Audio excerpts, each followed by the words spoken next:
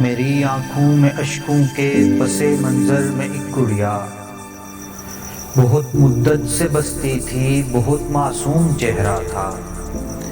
کبھی اٹکیلیاں کرتی نظر آتی تھی باغوں میں، کبھی تتلی پکڑنے میں مگن رہتی تھی کھیتوں میں، مگر پھر باغ سے ایک دن اچانک کھو گئی شاید، بہت ڈھونڈا نہیں آئی۔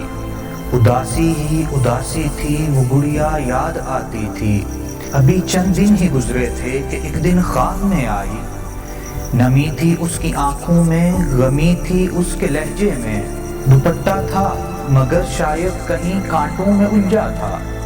پریشانی کے عالم میں اس سے پوچھ بیٹھا تھا، تجھے کس بات کا غم ہے، تیری یہ آنکھ بھی نم ہے۔ مجھے کہنے لگی بابا مجھے بھی تم بلا بیٹھے، وہی حوا کی بیٹی ہوں جسے آدم کے بیٹے نے ہوس اپنی مٹانے کو، ذرا تسکین پانے کو زبردستی دبوچا تھا، جسے پنجوں سے نوچا تھا۔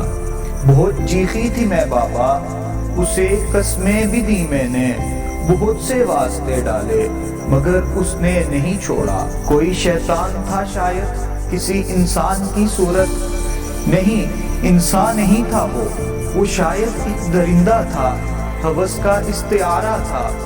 جکڑ کر میرے ہاتھوں کو میرے پیروں میں پھر اس نے ہوس کی بیڑیاں ڈالی، مجھے لاچار کر ڈالا۔ بہت بے بس تھی میں بابا، خدا کا آسرا تھا بس۔ میرے دل سے صدا نکلی کہ 70 ماؤں سے بڑھ کر مجھے تو پیار کرتا ہے، مجھے آغوش رحمت میں گڑی بھر کو سلا دے تو۔ کرم اس نے کیا مجھ پر، میری یہ التجا سن لی، مجھے آغوش رحمت میں ہمیشہ کو سلا ڈالا۔ مجھے اتنا بتا کر وہ نظر مجھ سے چرا کر وہ پلٹ کر اپنی تربت میں اتر کر سو گئی گڑیا۔